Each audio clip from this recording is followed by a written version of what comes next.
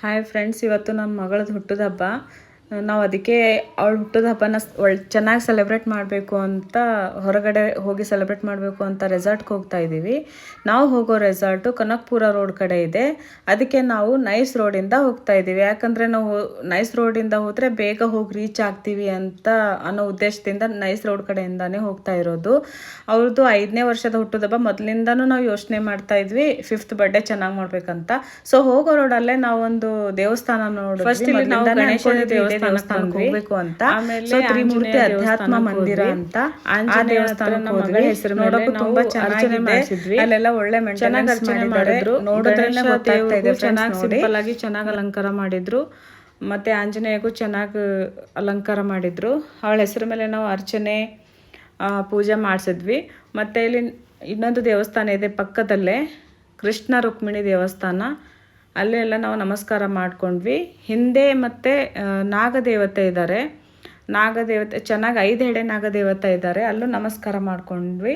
ಸುತ್ತಮುತ್ತಲೂ ಚೆನ್ನಾಗಿ ಮೇಂಟೈನ್ ಮಾಡಿದ್ದಾರೆ, ಕ್ಲೀನಾಗಿ ಇಟ್ಟಿದ್ದಾರೆ ದೇವಸ್ಥಾನ. ಸೊ ನಮ್ಮೆಲ್ರಿಗೂ ಇದು ಇಷ್ಟ ಆಯಿತು. ದೊಡ್ಡ ದೊಡ್ಡ ಮೂರ್ತಿಗಳು ಮಾಡಿದರು, ಚೆನ್ನಾಗಿ ಮಾಡಿದ್ದಾರೆ ಹೇಳಬೇಕು ಅಂತಂದರೆ. ಎಲ್ಲ ಮುಗಿಸ್ಕೊಂಡು ಇಲ್ಲಿ ಮತ್ತೆ ಕೃಷ್ಣ ದೇವಸ್ಥಾನಕ್ಕೆ ಬಂದ್ವಿ. ಪಕ್ಕದಲ್ಲೇ ಇನ್ನೊಂದು ಕೃಷ್ಣ ದೇವಸ್ಥಾನ ಇದೆ. ಕೃಷ್ಣ ರುಕ್ಮಿಣಿ ಬೇರೆ ಮತ್ತು ಸಪ್ರೇಟಾಗಿ ಕೃಷ್ಣ ದೇವಸ್ಥಾನವನ್ನು ಮಾಡಿದ್ದಾರೆ. ಅಲ್ಲೂ ಪೂಜೆ ನಮಸ್ಕಾರ ಎಲ್ಲ ಮಾಡ್ಕೊಂಡ್ವಿ ಫ್ರೆಂಡ್ಸ್. ಮತ್ತು ನೆಕ್ಸ್ಟ್ ಅದ್ರ ಪಕ್ಕದಲ್ಲೇ ಉಡುಪಿ ಗಾರ್ಡನ್ ಅಂತ ಹೋಟ್ಲಿದೆ. ಅಲ್ಲಿ ಟಿಫನ್ ಮಾಡ್ಕೊಳ್ಳೋಣ ಅಂತ ಹೋದ್ವಿ. ಎಲ್ಲರೂ ಅಲ್ಲಿ ನನ್ನ ಮಗಳು ನಾವು ಎಲ್ಲರೂ ಸೇರಿ ಟಿಫನ್ ಮಾಡ್ಕೊಂಡ್ವಿ. ಚೆನ್ನಾಗಿತ್ತು ಟಿಫನ್ ಒಂಥರ. ಆಮೇಲೆ ಬಂದ್ವಿ ನಾವು ರೆಸಾರ್ಟ್ಗೆ. ಅಲ್ಲಿಂದ ಹತ್ರನೇ ಇತ್ತು, ಮೇ ಬಿ 3 ಕಿಲೋಮೀಟ್ರ್ ಇರ್ಬೋದು, 3ರಿಂದ 4 ಕಿಲೋಮೀಟ್ರ್ ಇರ್ಬೋದು. ರೆಸಾರ್ಟ್ಗೆ ಬಂದ್ವಿ. ದಿ ಗರಿ ರೀಟ್ರೀಟ್ ಅಂತ ರೆಸಾರ್ಟ್ ನೇಮು. ಸೊ ಬಂದ್ವಿ. ಸುತ್ತಮುತ್ತಲೂ ಚೆನ್ನಾಗಿತ್ತು ನೋಡೋಕ್ಕೆ. ಎಂಟ್ರಿ ಆದ ತಕ್ಷಣ ಏನೋ ಒಂಥರ ಖುಷಿ ಅನ್ನಿಸ್ತು. ಓಕೆ, ಚೆನ್ನಾಗಿದೆ, ಇಲ್ಲಿ ಚೆನ್ನಾಗಿ ಸೆಲೆಬ್ರೇಟ್ ಮಾಡ್ಬೋದು ಅಂತ ಅಂದ್ಕೊಂಡ್ವಿ. ಈ ಕಡೆ ಲೆಫ್ಟ್ ಸೈಡ್ಗೆ ಕಾರ್ ಪಾರ್ಕ್ ಮಾಡೋಕ್ಕೆ ಜಾಗ ಬಿಟ್ಟಿದ್ದಾರೆ ಚೆನ್ನಾಗಿ. ಕಾರು ಮತ್ತು ಗಾಡಿ ಏನಾದರೂ ಎಲ್ಲ ವೆಹಿಕಲ್ಸ್ ನಾವು ಪಾರ್ಕ್ ಮಾಡ್ಬೋದಲ್ಲಿ. ನಾವು ರಿಸೆಪ್ಷನ್ಗೆ ಹೋದ್ವಿ. ಸೊ 3ರಿಂದ 4 ಕಿಲೋಮೀಟ್ರ್ವರೆಗೂ ಇದು ವಿಸ್ತಾರದಲ್ಲಿ ಇದು ರೆಸಾರ್ಟ್ ಮಾಡಿದ್ದಾರೆ.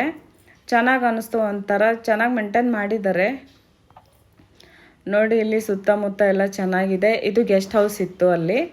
ಮತ್ತು ಇಲ್ಲಿ ಅಕ್ಕಪಕ್ಕ ಇದು ತಾವರೆ ಹೂ ಬೆಳೀತಾರಲ್ಲ, ಆ ಥರದ್ದು ಎಲ್ಲ ಮೇಂಟೈನ್ ಮಾಡೋಕ್ಕಂತ ಇಲ್ಲೆಲ್ಲ ನೀರು ಚೆನ್ನಾಗಿತ್ತು. ಇಲ್ಲಿ ಸ್ವಿಮ್ಮಿಂಗ್ ಪೂಲ್ ಇದೆ. ಚಿಕ್ಕದೊಂದು ದೊಡ್ಡದೊಂದು 2 ಸ್ವಿಮ್ಮಿಂಗ್ ಪೂಲ್ಸ್ ಇದೆ. ನನ್ನ ಮಗಳಿಗೆ ಸ್ವಿಮ್ ಮಾಡೋದಂದರೆ ತುಂಬ ಇಷ್ಟ. ಅವಳು ಇನ್ನೂ ಕಲಿತಾ ಇದ್ದಾಳೆ, ಬರಲ್ಲ. ಆದರೆ ಸ್ವಿಮ್ಮಿಂಗ್ ಪೂಲ್ ಅಂದರೆ ತುಂಬ ಇಷ್ಟ. ಸ್ವಿಮ್ಮಿಂಗ್ ಪೂಲ್ ನೋಡಿ ತುಂಬ ಖುಷಿ ಆದಳು.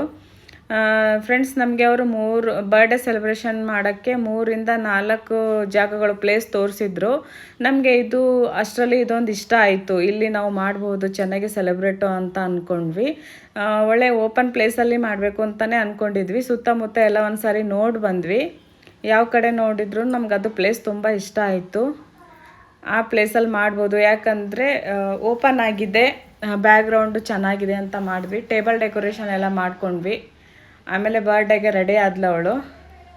ಸೊ ಅವಳಿಗೆ ತುಂಬ ಖುಷಿ ಆಯಿತು. ಅವಳಿಗೆ ಬಾರ್ಬಿ ಡಾಲ್ ಅಂದರೆ ತುಂಬ ಇಷ್ಟ. ಅದಕ್ಕೆ ಬಾರ್ಬಿ ಡಾಲಿಂದನೇ ನಾವು ಕೇಕ್ ರೆಡಿ ಮಾಡಿದ್ವಿ. ಅವಳ ಡ್ರೆಸ್ಗೂ ಮತ್ತು ಬೊಂಬೆ ಡ್ರೆಸ್ಗೂ ಮ್ಯಾಚ್ ಆಗಬೇಕು ಅಂತ ಮೊದಲೇ ನಾವು ಆರ್ಡರ್ ಮಾಡಿದ್ದು. ಸ್ವಲ್ಪ ಮ್ಯಾಚ್ ಆಗ್ತಾ ಇದೆ ಅಂದ್ಕೊಂಡಿದ್ದೀನಿ.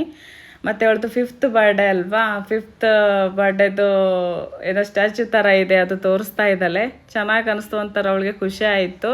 ಒಳ್ಳೆ ಲಾಲಿಪಾಪ್ ಥರ ಇತ್ತು. ಅದಕ್ಕೆ ಅವಳಿಗೆ ತುಂಬ ಖುಷಿ ಆಯಿತು.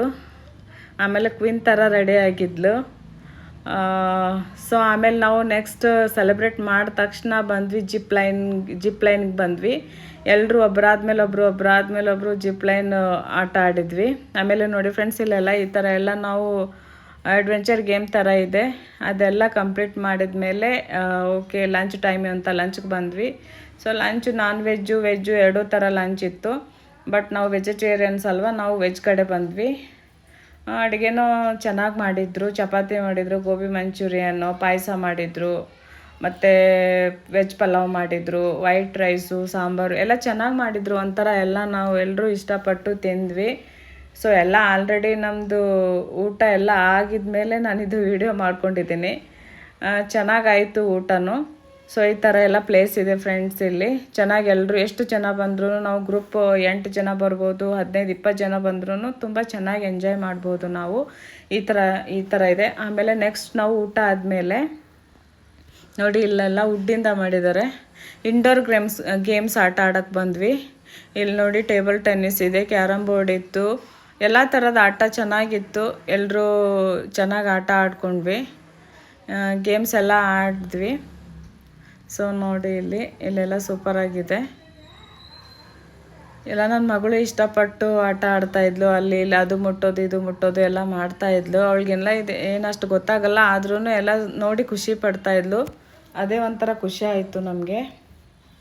ಸೊ ಇದೆಲ್ಲ ವುಡ್ಡಿಂದ ಮಾಡಿದ್ದಾರೆ. ಅಕ್ಕಪಕ್ಕ ಎಲ್ಲ ಚೆನ್ನಾಗಿ ಕಾಣಿಸ್ತಾಯಿತ್ತು, ಒಂಥರ ಇಷ್ಟ ಆಯಿತು ಟೋಟಲಾಗಿ ಹೇಳಬೇಕು ಅಂತಂದರೆ. ಕ್ಯಾರಮ್ ಬೋರ್ಡ್ ಆಟ ಆಡ್ತಾಯಿದ್ಲೆ ನಾನು. ಆಮೇಲೆ ನೆಕ್ಸ್ಟ್ ಫ್ರೆಂಡ್ಸ್ ನಾವು ಸ್ವಿಮ್ಮಿಂಗ್ ಪೂಲ್ಗೆ ಬಂದ್ವಿ.